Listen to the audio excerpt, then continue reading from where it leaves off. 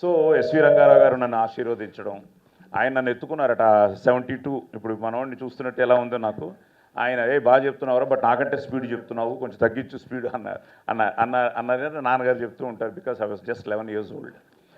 So ఈ ప్రాసెస్లో వీళ్ళిద్దరూ రావడం నిజంగా ఇప్పుడు చూస్తూ ఉంటే అక్కడి నుంచి మొదలెడితే ఇందాక అనుకున్నాను, పంచపాండవుల్లా ఉన్నారు వీళ్ళు 5గురు.